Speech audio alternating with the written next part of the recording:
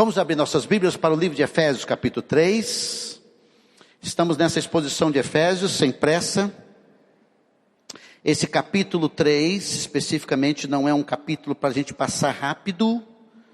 Não tenho pressa você sabe que eu não tenho pressa para que as pessoas entendam e compreendam a palavra de Deus.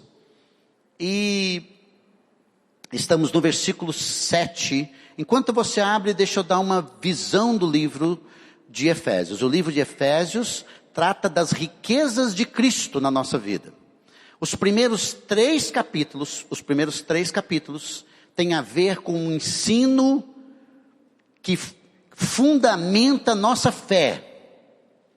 Ok? E você pode ir ao site, basicamente todas essas mensagens do livro de Efésios estão lá.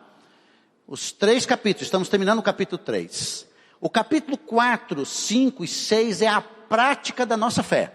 Você vai ver coisas extremamente práticas quando nós entramos no capítulo 4, 5 e 6. Vamos falar sobre casamento, sobre relacionamentos de filhos, sobre relacionamentos de empregados. Vamos falar sobre a luta. Enquanto isso, estamos lançando o fundamento. E eu estou na segunda parte desse conteúdo chamado As Riquezas do Serviço a Deus. As riquezas do serviço a Deus. Não consegui terminar e agora nessa manhã eu quero fazê-lo. Vamos orar mais uma vez. Nosso Deus, eu peço a tua bênção para a conferência de aconselhamento bíblico. Que o Senhor possa mover os nossos corações e o coração de tantas outras pessoas para poder participar dessa conferência, um privilégio para nós. Peço que o Senhor possa suprir todos os recursos para essa conferência, como também o projeto Piauí, tudo que será feito na próxima semana, nessa feijoada, para a gente levantar os recursos, as pessoas que vão, seja realmente uma bênção para a glória do teu santo nome. Eu oro que o Senhor possa encher os nossos corações da tua palavra nessa manhã, aplicando essas verdades ao coração de todos para a tua glória, Pai. Ensina-nos a te servir, no nome do Senhor Jesus, amém. O apóstolo Paulo vai dar o testemunho dele, do serviço dele a Deus. Diz assim, versículo 7 em diante. Deste, quem? Jesus, ou o Evangelho de Jesus, dos versículos 1 a 6, me tornei ministro, pelo dom da graça de Deus, a mim concedida, pela operação do seu poder. Embora eu seja o menor dos menores dentre todos os santos, foi-me concedida essa graça. Qual a graça?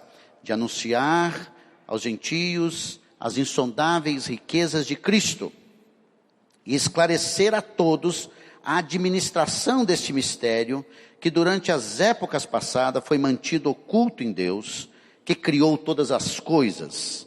A intenção dessa graça era que agora, mediante a igreja, a multiforme sabedoria de Deus se tornasse conhecida dos poderes e autoridades nas regiões celestiais, de acordo com o seu eterno plano que ele realizou em Cristo Jesus, nosso Senhor, por intermédio de quem temos livre acesso a Deus em confiança pela fé nele. Portanto, peço-lhes que não desanimem por causa das minhas tribulações em seu favor, pois elas são uma glória para vocês. Essa semana, na quarta-feira pela manhã, eu comumente acordo bem cedo, porque eu envio o bom dia, para muita gente. Você já pega antes das 6, né? Tem gente que já acorda com bom dia.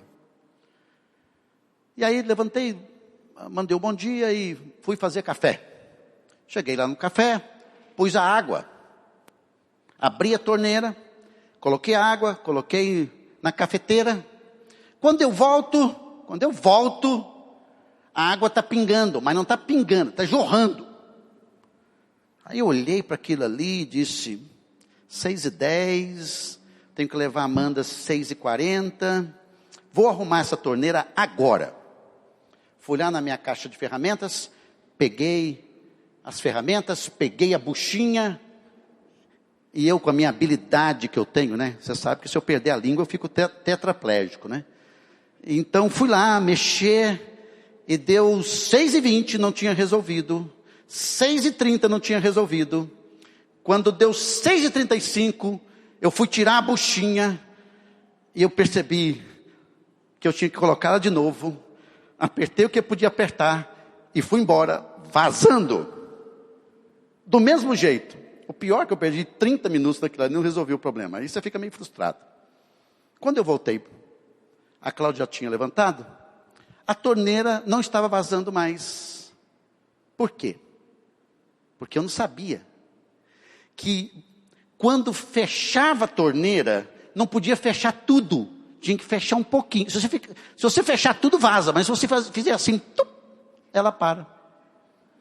Não é fácil. Aí eu fiquei frustrado, mas tudo bem. Agora, quando chego lá em casa, eu faço assim. Tá, resolvi. Fiquei pensando nessa situação para uma ilustração. A ilustração que eu quero dar nessa manhã, dessa torneira, é assim. Servir a Deus é fácil. Servir a Deus não é nada difícil. Uma delas é porque por sua graça, Deus nos deu dons. Nos deu dons. Então nós devemos servir a Deus. Vou só recapitular a mensagem. Primeiro, está aí, ó. De modo específico, apóstolo Paulo diz assim: do evangelho de Jesus me tornei ministro. A palavra ministro aqui, diáconos, do grego, é a palavra que usamos para diácono, que significa servo. Então, o que você tem que fazer primeiramente? Para você servir a Deus, você precisa descobrir o que especificamente você vai fazer para Deus. Queridos, não pode ser um peso quando você está cuidando de nenéns ali no berçário. Não pode ser um peso quando um grupo de pessoas saem daqui para trabalhar com os mendigos. Não pode ser um peso você cuidar das crianças de manhã, ou para o Raul, que está nos servindo, colocando os slides, ou o pessoal que está no som. Nós temos que servir a Deus é fácil. Deus já te capacitou para você servir, como capacitou o apóstolo Paulo. O apóstolo Paulo, quando ele se converteu, no capítulo 9, a Bíblia deixa bem claro que o Senhor Jesus o chamou para um ministério específico. O versículo 3 diz que o mistério que me foi dado a conhecer por revelação, como já lhes escrevi brevemente. Querido, eu e você não somos apóstolo Paulo, ok? Não somos apóstolo Paulo. Mas o que o apóstolo Paulo recebeu de Deus, o que ele fez? Ele serviu. Ele está servindo de tanta profundidade, que a Bíblia diz que ele está preso. Está preso. Volto a repetir que um país como o nosso maior problema para servir a Deus é o envolvimento com a corrupção do pecado. Não é que somos perseguidos, não tem nada de perseguição aqui, mas nós podemos estar tão voltados para nós mesmos, os nossos interesses, as nossas coisas, nossa vida, que perdemos a visão de servir a Deus. Alguns de nós não podemos servir a Deus, claro, por problemas, na sua inteireza, né? Naquilo que gostaríamos, mas devido a problemas familiares, com filhos e tal. Mas queridos, presta atenção, servir a Deus não é vir aqui à igreja e arrumar essas cadeiras. Patrícia, pode deixar que hoje eu vou resolver. Não, queridos. A sua dor, o seu problema, a sua dificuldade, as suas lutas, quando elas estão envolvidas dentro do plano de Deus e você reage corretamente a elas, Deus lhe usa para outras pessoas, para ser bênção e instrumento para outras pessoas. Qualquer pessoa que disser assim: Senhor, eu quero te servir, vai servir. Apóstolo Paulo serve a Deus de modo específico no ministério. Você está servindo a Deus? Eu gosto muito daquele texto lá, repetir aqui, mas aquele texto de Josué, que no meio da possibilidade das pessoas estarem envolvidas com os ídolos, ele disse: eu e minha casa vamos servir ao Senhor. Servir a Deus, como você viu nessa mensagem, é mais do que fazer coisas para Deus. Servir a Deus significa priorizar a Deus, ok? É serviço, prestação de um ministério. Então, recapitulando, você pode servir a Deus de modo específico, como o apóstolo Paulo. Segundo, servir a Deus porque é um presente de Deus para você. O apóstolo Paulo diz assim: o ministério pelo dom da graça de Deus. A palavra dom aqui não é dom de carisma, tá? Que é dom espiritual. Aqui é um presente. A palavra grega aqui significa um presente. Paulo sentia-se parceiro de Deus no ministério. Enquanto você serve a Deus, você serve a Deus porque Deus lhe deu esse presente. Ele não deu presente, e não são capacidades espetaculares. Não, ninguém serve a Deus só em coisas que aparecem. Ok, irmãos? Quando você olha para o meu corpo aqui, o cara fala: não, o corpo do pastor ali está tremendo. Voltei à academia, viu, irmão? Depois de um tempo, agora voltei a correr também. Fiquei caladinho aqui, porque eu tive uma distensão. Mas quem olha a pessoa assim, fala: nossa, mas irmãos, e os órgãos internos? Que ninguém vê. Ninguém vê o funcionamento do coração, das artérias, do pulmão, do fígado, dos rins. Só se sente externalizado pelo corpo. Então, na verdade, servir a Deus é um presente que Deus dá para você, não necessariamente em coisas que você fica exposto, mas se torna a oportunidade de Deus, como a Paulo, de ser parceiro de Deus, da sua graça, para fazer a história. Eu li essa semana da senhora que já estava com 90 anos. O que ela fez? Ela ligou para a secretaria da igreja, pediu o telefone de todos os membros da igreja, e toda semana ela ligava para os aniversariantes. E ela dizia assim: bom dia, parabéns, nossa igreja e eu queremos lhe dar os parabéns por mais um ano de vida. E eu quero orar por você. 3 minutinhos. Alguém pode falar assim: pastor, uma boa ideia. Pois é. Porque quando você quer servir a Deus, além de ser fácil, ser simples, a mulher não pode sair de casa, ela não pode fazer grandes coisas, mas todos os dias ela pega o telefone e louva a Deus por aquela vida e ora. Ok? Parceiro de Deus. Deus nos dá o presente de ser parceiro dele. E outra, assim, não tem a ver com muita capacidade, tem a ver com seriedade. Eu vou servir a Deus no presente que Deus me deu. O apóstolo Paulo reconhecia que era um privilégio muito grande ele estar envolvido no ministério que Deus deu para ele. Então, cada um de nós devemos servir a Deus como um presente dele dado a nós, porque é bom, gente. É bom. Está falando com o Paulo aqui, vou citar o Paulo, que Paulo já falou comigo. Paulo recebeu o bom dia, ele passa o bom dia para os amigos, passa para os familiares, e um familiar solicitou a ele para começar um estudo bíblico. Vai começar um estudo bíblico com um familiar por causa do bom dia. Louvado seja Deus. Não é mesmo, Paulo?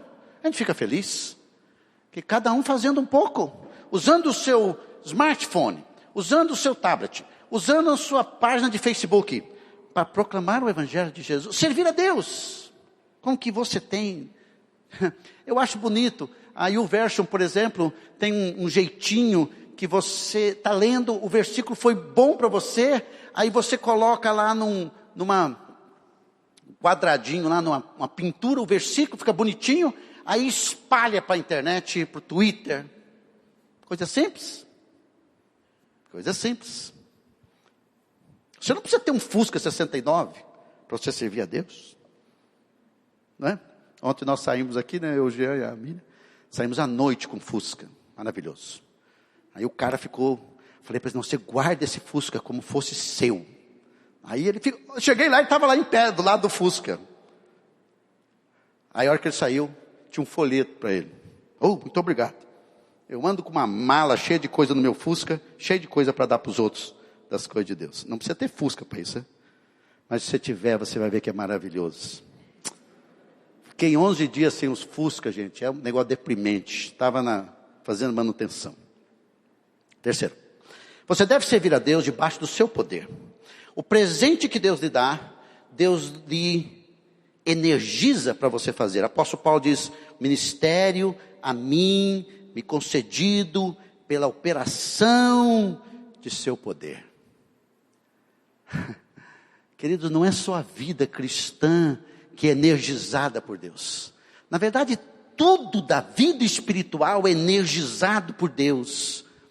Mas aquilo que você vai fazer, você vai receber o poder de Deus para fazer. O poder de Deus inclui várias coisas. Inclui a capacidade, as oportunidades, ok? Treinamento talvez, nessa área. Por exemplo, eu queria tanto, pastor, ajudar as pessoas com seus problemas. Essa é a razão porque nós estamos aqui trabalhando e treinando a igreja nessa área de aconselhamento, em várias dessas conferências e outros treinamentos aqui que temos, para ajudar as pessoas. Mas você pode, a vida cristã não é encher a sua cabeça, de conhecimento, queridos, não é. E o seu serviço, a vida cristã também não é fazer coisa para Deus. Na vida cristã inclui eu fazer coisas para Deus como resposta. E é interessante, se nós pararmos e perguntarmos para o Senhor: Senhor, o que o Senhor quer que eu faça para Ti? O Espírito de Deus vai te direcionar. Você vai ficar impressionado. Essa irmã que eu citei aqui, logo no início do culto, ela vai para os hospitais, assim, ela cuida do pessoal da igreja, mas aí conheceu uma pessoa, ela fica lá visitando o hospital, ela não tem um curso de capelania, ela só quer ir lá para ajudar. Aí ela tem um pouco de enfermagem, aí ela troca lá, ajuda a fazer curativa. O pessoal do hospital até gosta disso. Fica com a pessoa, conversa, bate papo, e fica lá um tempo com a pessoa. Aí ela disse para mim assim: pastor, agora não estou indo tanto lá, não tem ninguém para ficar com ela. Já pensou? A gente quer fazer coisas grandes, às vezes pensa em coisas grandes, não precisa de coisa grande. Nós temos que fazer algo para Deus, e Ele vai nos dar o seu poder para fazer, a força do seu poder. O apóstolo Paulo também disse: quem é suficiente para as coisas de Deus? Ninguém é suficiente, gente. Jesus diz: eu faço o que o Pai me mandou fazer. Ok? É o Senhor que vai nos capacitando. É maravilhoso. Quarto, terminamos aqui para começar hoje. Você deve servir a Deus, quarto, com humildade. O apóstolo Paulo diz: embora eu seja o menor dos menores dentre todos os santos, Deus me deu esse ministério que eu exerço debaixo da sua graça e do seu poder. Porque a gente tem que ter um coração humilde, queridos. Humildes. Uma das coisas que é desconexo do Evangelho de Jesus é a falta da humildade de Jesus na nossa vida e nos nossos relacionamentos. Ok? Então a gente precisa ter um coração humilde. Apóstolo Paulo, o menor dos menores, essa era a atitude do coração dele. Quem é Paulo? O menor dos menores. E a gente aqui, nesse tempo que você está na igreja, você aprende de que o que você é, talvez seja grande no reconhecimento humano, e não é errado, talvez, porque isso é real, mas nas coisas de Deus, nós temos que ter a atitude do apóstolo Paulo. Nós somos todos irmãos, que estamos servindo uns aos outros, estamos dispostos a fazer coisas para Deus, sem aparecer, fazer para Deus, com humildade. O coração humilde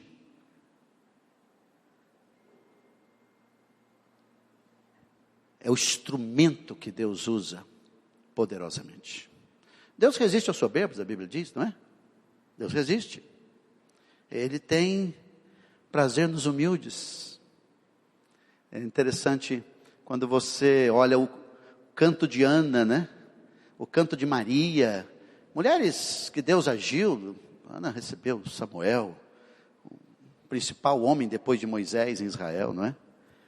Maria não sabia de todas as informações, mas se entregou para fazer aquilo que Deus queria, a humildade. E claro, não vou gastar tempo aqui, mas não tem maior humildade do que o Senhor Jesus, queridos. Sendo Deus, se fez homem. O apóstolo Paulo escreve isso com detalhes em Filipenses capítulo 2. Paulo, o próprio nome Paulo já diz pequeno.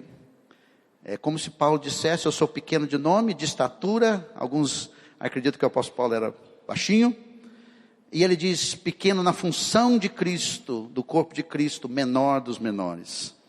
Eu não sei se esse texto está aí, mas o apóstolo Paulo diz assim, em 1 Timóteo 1, 12, 13, dou graças a Cristo Jesus, nosso Senhor, que me deu forças e me considerou fiel. Fazendo o quê? Designando-me para o ministério. A mim, que anteriormente fui blasfemo, perseguidor, insolente. Ele reconhece os seus pecados do passado e também traz esperança para nós do que eu não sou mais o que eu era. Talvez eu não seja o que eu deveria ser, mas não sou mais o que eu era. Eu era blasfemo, perseguidor, insolente. Mas alcancei misericórdia porque fiz por ignorância na minha incredulidade. Mas ele diz, eu não sou porque eu sou bom. Não sou porque eu tive treinamento. Não sou porque eu tenho um curso superior. Ou estou aumentando o meu conhecimento nos níveis educacionais. Ele diz, não, é tudo graça de Cristo Jesus. Me deu força. Me considerou fiel. Me designou para o ministério.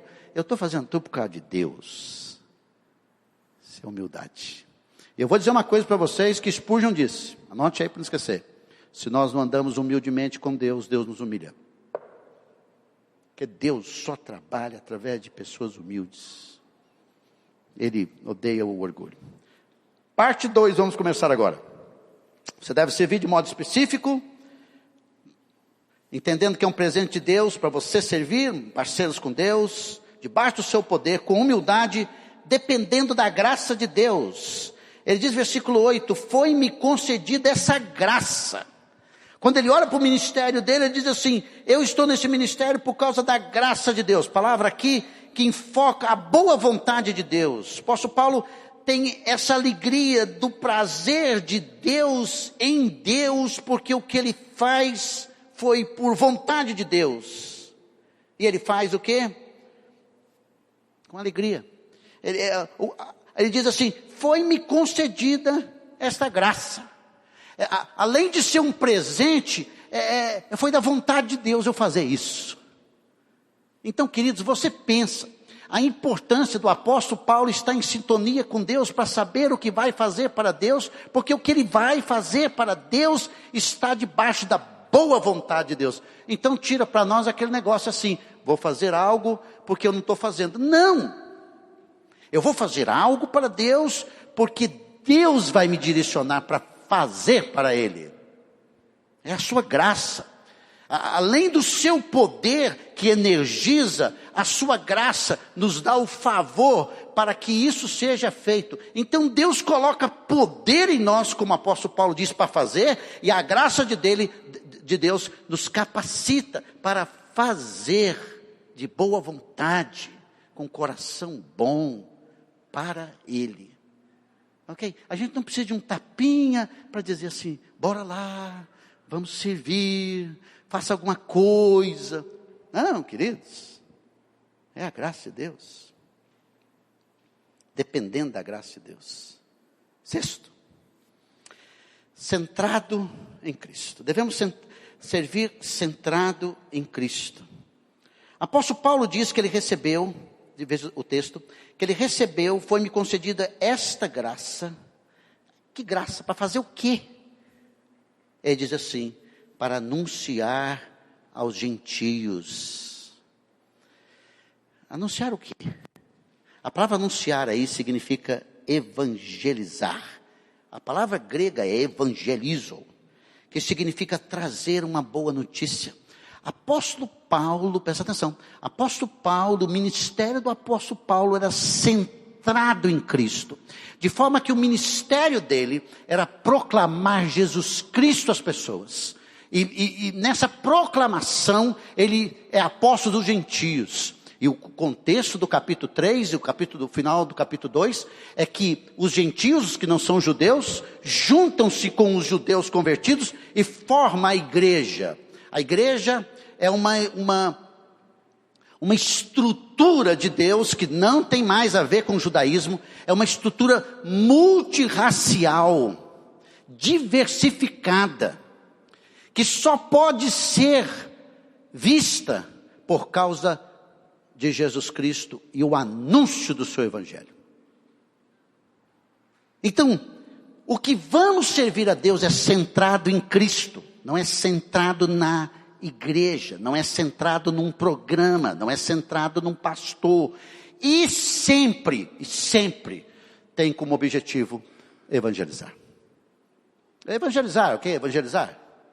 Evangelizar não é falar da igreja, evangelizar não é falar dos evangélicos, evangelizar, falar de Jesus. Ele diz anunciar aos gentios, ele coloca assim, as insondáveis riquezas de Cristo. Essa palavra insondável que está aqui é uma palavra muito interessante. Ela significa algo que não se pode chegar a saber ou averiguar. A palavra insondável é uma palavra para exploradores. Por exemplo, nós não vamos conseguir medir a realidade do mar. Não podemos. O mar é inexplorável. Pensa no universo. O universo é inexplorável. Pensa em lugares que você nunca foi. Eu tenho assim um prazer de ir em lugar onde eu nunca fui. E isso começa no centro da cidade. Muitas vezes no sábado eu me pego indo em rua por rua para poder achar coisas que eu nunca vi. Esses dias atrás eu vi coisas lá que eu nunca vi que tinha no centro da cidade. Às vezes paro. O que o apóstolo Paulo diz assim, vamos falar, eu quero anunciar de um Cristo, de Jesus, que não dá humanamente para a gente explorar tudo de Jesus Cristo. Em outras palavras, o apóstolo Paulo está servindo, anunciando o evangelho de um Jesus insondável. Você que está aqui estudando aos domingos à noite o livro de Marcos, hoje nós vamos falar sobre Jesus flagelado no capítulo 15, continuando aquela mensagem.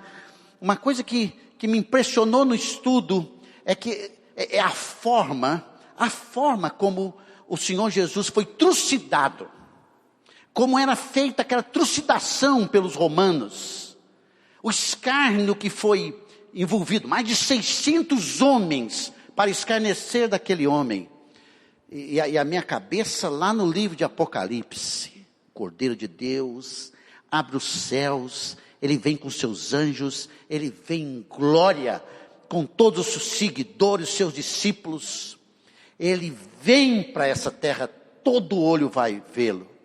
Apocalipse capítulo 1 diz que os olhos vão ver, todos aqueles que traspassaram vão ver. Uau! Em outras palavras, o apóstolo Paulo está pensando no insondável poder de governo, de pessoa que Jesus é, sentado, como diz o João, num grande trono branco, julgando todos. E ele lá flagelado. Uau!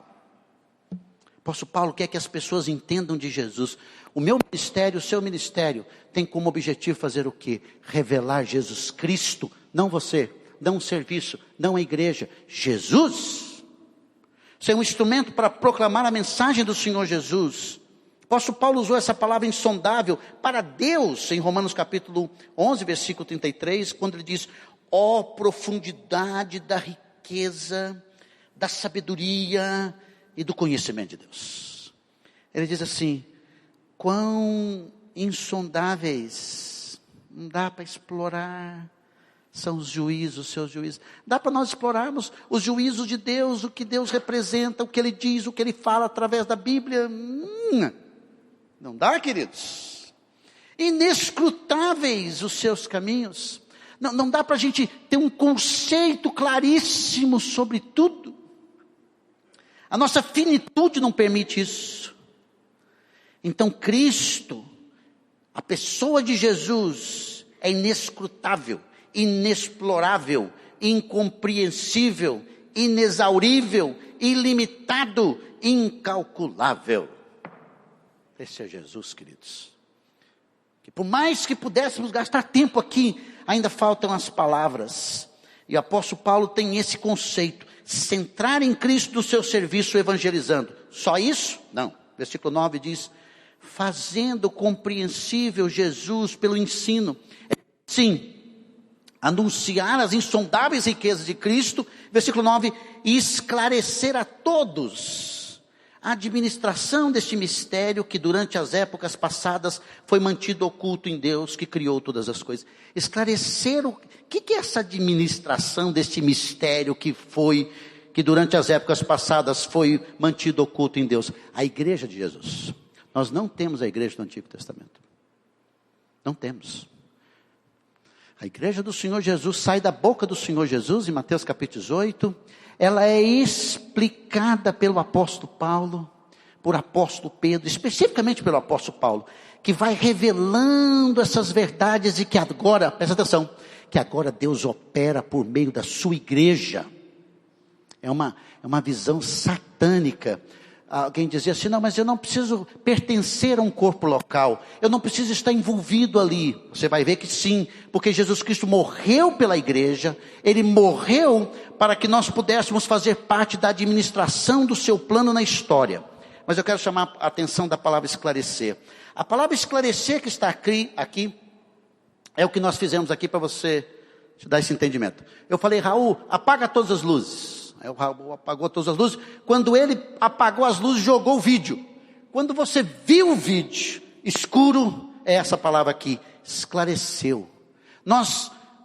Luz chegou para esclarecer. Em outras palavras, presta atenção, porque o apóstolo Paulo está dizendo: quando você evangeliza, quando você prega Jesus Cristo, quando você fala de Jesus, quando você vive Jesus, o que acontece? O Espírito de Deus joga luz e tira as pessoas da ignorância espiritual. Então é um desserviço da fé em Cristo quando nós não falamos de Jesus, quando reunimos aqui para não cantarmos sobre Jesus, quando reunimos aqui para não falarmos de Jesus, quando nós não fazemos a nossa obra, o nosso serviço centrado em Jesus Cristo. A comissão de Jesus para Paulo foi essa: trazer luz. Veja em Atos capítulo 26, 17 e 18, ouça. Ele diz assim: eu o livrarei do seu próprio povo e dos gentios, os quais eu envio, falando para o apóstolo Paulo, que Jesus disse a ele, para fazer o quê? Abrir-lhes os olhos. Só isso? Não. Convertê-los das trevas para a luz.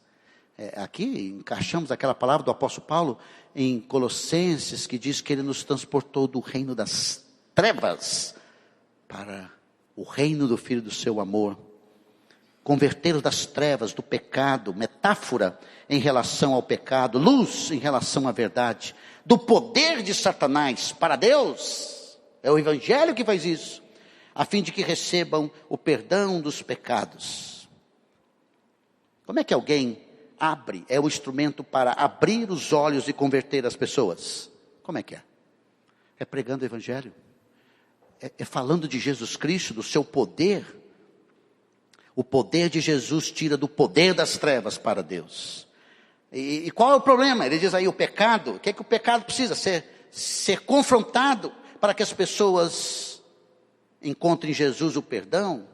E herança entre os que são santificados pela fé em mim. Jesus está dizendo: que herança? Porque todos que estão em Cristo têm herança com Cristo. Eu reinarei com Cristo, Romanos 8. Eu estarei na sua presença eternamente. Tudo que está em Cristo está para mim. Para mim, eu sim. E você que creu no Senhor Jesus Cristo. Então, Paulo continua dizendo sobre essa luz. Deixa eu jogar aqui esses versículos para poder te ajudar.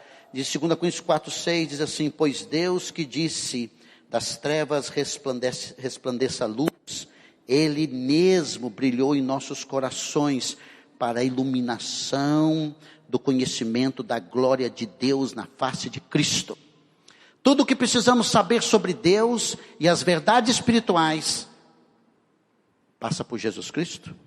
2 Coríntios 4:6 diz assim: o Deus dessa era, Deus minúsculo, Satanás, cegou o entendimento dos descrentes para que não veja a luz do evangelho da glória de Cristo, que é a imagem de Deus. Se alguém não se converteu a Jesus, é porque Satanás continua cegando. E como é que nós somos instrumento de Deus para tirar essa cegueira, esse breu? É pregando a verdade em Jesus Cristo, para que os olhos possam ser abertos pelo poder do Espírito Santo. Foi assim que Jesus fez. Em Mateus capítulo 4, versículo 13 a 17, o que ele disse? Saindo de Nazaré, foi viver em Cafarnaum, um pouquinho na montanha, à beira-mar, que ficava junto ao mar, na região de Zebulon e Naftali, para cumprir o que foi dito pelo profeta Isaías: terra de Zebulon, terra de Naftali, caminho do mar, além do Jordão, Galileia dos gentios. O povo que vivia nas trevas viu uma grande luz. Sobre os que viviam na terra da sombra da morte, raiou uma luz. Como é que essa luz raiou? Que mensagem foi pregada? Versículo 17 diz assim: daí em diante Jesus começou a pregar: arrependam-se, pois o reino dos céus está próximo. Nossos pecados, queridos, faz com que nossa vida fique em trevas espirituais, sob o poder de Satanás. Mas quando a mensagem do evangelho é pregada, a luz da verdade de Deus entra na nossa mente e abre os nossos corações. João 3, 19 e 20. Jesus diz, este é o julgamento. Jesus diz, está dizendo, está conversando com Nicodemos. A luz veio ao mundo. Jesus. Mas os homens amaram as trevas e não a luz, porque as suas obras eram más. Quem pratica o mal odeia a luz e não se aproxima da luz, temendo que as suas obras sejam manifestas. Nós temos que pregar o evangelho, pregar Jesus. Não estamos preocupados se as pessoas vão crer ou não. Muitas pessoas não querem a luz porque vai manifestar os seus pecados. João 8,12, Jesus diz assim, falando novamente ao povo, Jesus disse: eu sou a luz do mundo. Quem me segue nunca andará em trevas, mas terás a luz da vida. João 12:46, Jesus diz: eu vim ao mundo como luz, para que todo aquele que crê em mim não permaneça nas trevas do pecado. E Colossenses 1:12-13, dando graças ao Pai que nos tornou dignos de participar da herança dos santos no reino da luz, pois Ele nos resgatou do domínio das trevas e nos transportou para o reino do Filho do seu amado. Demorei um pouco aqui, mas é o que eu quero explicar para você, o ministério do apóstolo Paulo. O ministério do apóstolo Paulo era anunciar, evangelizar, para dizer para as pessoas que a luz está em Jesus Cristo, ele contar de Jesus Cristo. Esse é o ministério dele, esclarecer a mente das pessoas com respeito à verdade do evangelho, para que elas creiam. Essa é a mensagem. Ele está fazendo o trabalho dele, ele está servindo a Deus, ele está centrado em Cristo. Então o seu serviço, como do apóstolo Paulo, tem que ser centrado em Cristo, na pessoa de Cristo, e usar o seu ministério para proclamar o Senhor Jesus Cristo. Nós não enganamos ninguém. Nós estamos indo ao Projeto Piauí, porque nós queremos ajudar aquela igreja, junto com toda aquela comunidade que existe ali, pobre, dando os recursos de serviço para proclamar Jesus Cristo. Não podemos enganar isso. Ninguém. 7. Servimos a Deus cooperando com o plano de Deus na história, através da igreja. O apóstolo Paulo diz no versículo 10, a intenção dessa graça era que agora, mediante a igreja, a multiforme sabedoria de Deus se tornasse conhecida dos poderes e autoridades nas regiões celestiais. Preste atenção nesse texto aqui. O apóstolo Paulo está dizendo que ele está cooperando com Deus na história através da igreja. Como? Ele diz que a intenção dessa graça, a graça de proclamar e anunciar o Senhor Jesus Cristo, ela é feita por meio da igreja de Jesus. E essa igreja, diz assim, manifesta a multiforme sabedoria de Deus. Então preste atenção. A igreja do Senhor Jesus Cristo, que é composta de pessoas cujo evangelho foi anunciado, e que formou a igreja porque se converteram, essa igreja é o corpo de Cristo, através dessa igreja, presta atenção, da igreja do Senhor Jesus, espalhada pelo mundo de corpo, o corpo de Cristo em corpo local, através da igreja de Jesus, esse corpo multirracial, diverso em dons, diversos em personalidade, através da igreja, desse colorido, Deus manifesta a sua sabedoria, de forma que os anjos e os demônios ficam sentados, observando. Que coisa maravilhosa. Como é que esse cara que tem o terceiro ano primário entende essas coisas e consegue falar? E como é que essa pessoa tão capacitada nessa área de finanças ou de qualquer... Como é que ele consegue entender? Como é que eles se amam? Como é que eles vivem? Em outras palavras, como alguém disse, a escola da igreja faz os anjos se graduarem no ensino superior de Deus. Então você vê o tanto que a igreja é importante. Porque através da igreja do Senhor Jesus Cristo, aqui e no mundo, representado em forma local, Deus vai manifestando a sua sabedoria. Tremendo. O multicolorido de Deus. Versículo 11 e 12 diz assim: enquanto os anjos estão lá ouvindo isso, os demônios vendo isso, diz assim que tudo isso está acontecendo de acordo com o seu eterno plano, que realizou em Cristo Jesus nosso Senhor. Quando? Na eternidade passada. Efésios capítulo 1. Ele diz, por intermédio de quem? Quem? Jesus Cristo. Temos acesso a Deus. Então os anjos olham e dizem assim: uau, por causa de Jesus Cristo, que deu sua vida, essa moçada agora pode falar com Deus pessoalmente. Entende? Você pode conversar com Deus. Você pode colocar o seu coração, os seus desejos, e mais, você pode dizer para Deus: Senhor, eu quero ser parceiro daquilo que o Senhor está fazendo na história. Como o apóstolo Paulo. Maravilhoso, queridos. Ninguém foi chamado para ficar sentado aqui e não fazer nada. Cada pessoa que vai entendendo o plano de Deus, cada pessoa que vai chegando a Jesus, que você foi instrumento do Senhor, os anjos, os demônios, olham e dizem assim: uau! Estamos vendo as crianças aqui, né, na igreja, tantas crianças, que vão recebendo as coisas de Deus, e essas verdades vão entrando no seu coração, vai aprofundando essas verdades, até que elas chegam a Jesus, e vão amadurecendo, vão tomando dessas verdades para viver a sua vida, e estão norteados. Não é à toa que o diabo trabalha contra as nossas crianças, contra a família, contra o casamento, e assim por aí em diante. Então Deus tem um plano, já montado, para a história. Isso é o que Ele faz, te convida a participar. Então você deve servir a Deus, cooperando com o plano de Deus na história, com o apóstolo Paulo. E termino, versículo 13, como é que você tem que servir a Deus? Sem desanimar. Olha aí, versículo 13. Portanto, depois de contar tudo isso, contar como Deus o capacitou nesse ministério, como é que ele está envolvido, e por causa de Jesus ele está preso. A carta é pastoral, ele diz assim: olha, eu vou embora, terminar aqui. Enquanto eu termino aqui, eu quero dizer assim: eu estou preso, mas não fique pensando porque eu estou preso, que o evangelho está preso, que não tenho outras coisas que Deus está fazendo. Eu estou preso por causa desse ministério. Por isso, não desanimem. Quem é que está sofrendo? O povo ou Paulo? Paulo está preso, gente. Enquanto Paulo está preso, o que ele está ensinando? Ele está preocupado com ele não.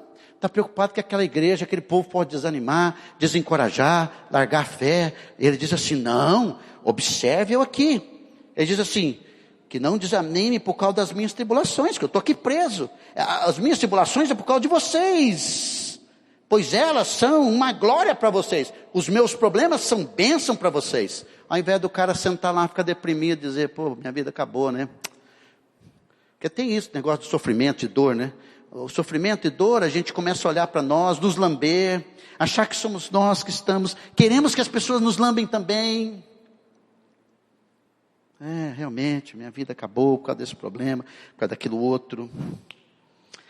O apóstolo Paulo não está desanimado. E ele diz para eles assim, vocês não desanimem também não. Desanime não. Não desanime.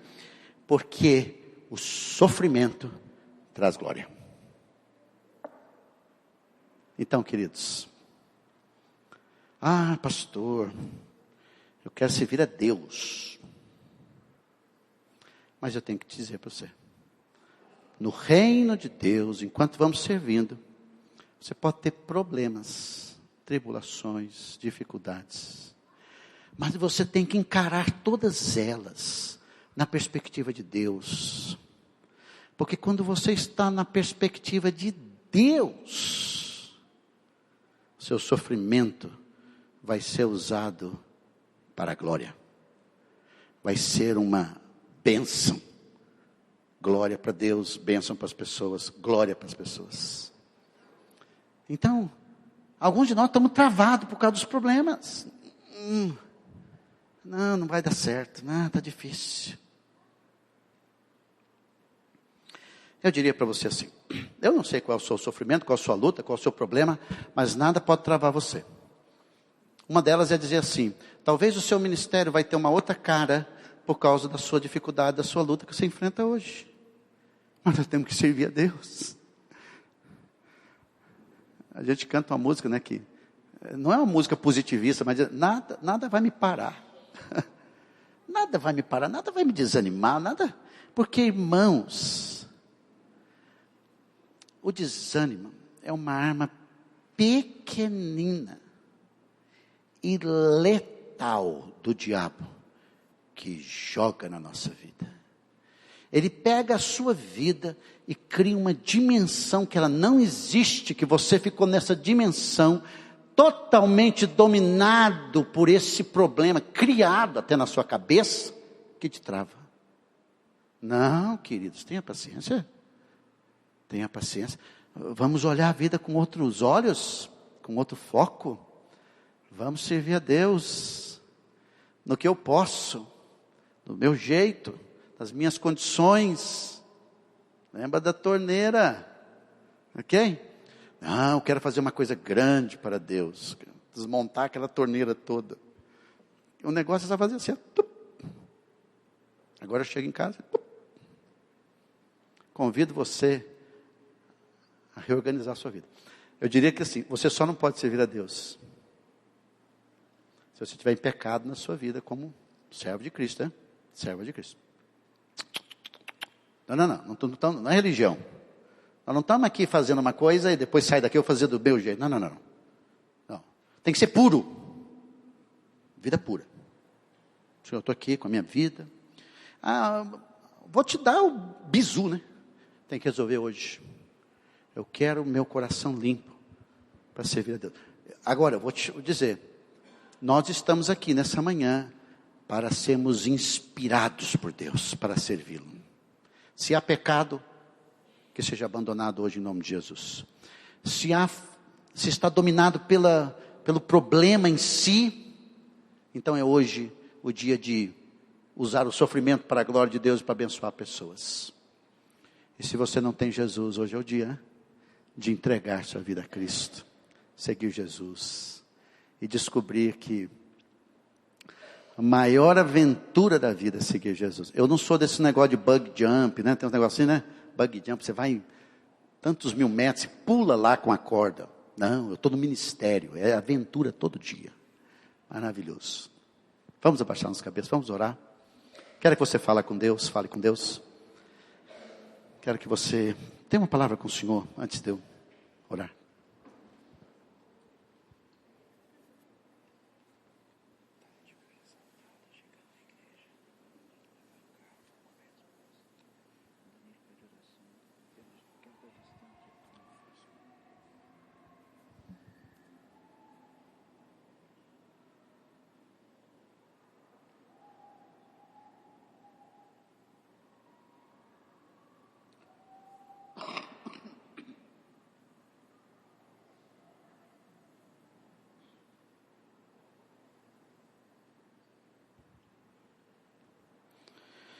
Querido Deus, nosso Pai, muito obrigado, Senhor Deus, por essa manhã. Nós podemos nos reunir aqui em Teu nome, livremente nesse país. Ó Senhor Deus, que seja assim até a volta de Jesus Cristo. Que nada impeça a nossa liberdade, ó Deus, de crer no que quiser crer. Mas aqui nós cremos em Jesus Cristo, o nosso Senhor, o nosso Salvador, nosso Deus. E nessa manhã, reunidos, ó Deus, em Teu nome, para Te adorar por meio de Jesus, na ação do Teu Espírito Santo, eu oro que todos nós possamos sair daqui dispostos a servir o Senhor, do jeito do Senhor, da forma do Senhor, no poder do Senhor, na graça do Senhor, cooperando com o Senhor, sem desanimar. Muito obrigado pelo apóstolo Paulo, teu servo, nosso irmão em Cristo, que com coração pastoral escreve a carta de Éfeso, porque ele está preocupado que aqueles irmãos possam ficar desanimados, porque o desânimo é real, ó Deus. Eu oro que o Senhor possa nos animar nessa manhã, inspirar os nossos corações, lembrar, ó Deus, que nossa vida precisa ser centrada em Jesus Cristo para a honra e glória do Teu santo nome, Pai. Então eu oro que cada um que orou, que tomou uma decisão hoje nessa manhã, possa sair daqui com um coração renovado para Te servir. Eu oro também, Senhor, nessa manhã pela Tati, peço Tua graça sobre a vida dela, ó Deus, nesse assalto que houve agora pela manhã, que ela tenha a Tua bênção, Senhor Deus, abençoe o Danilo, a Rose ali que está cuidando dela, e que possa encontrar, ó Deus, o carro e os documentos que precisam, para a glória do Teu nome, Pai. Então nós pedimos que o Senhor possa ser com ela, nessa gestação dela e tantas coisas que estão envolvidas na sua saúde, na sua questão física.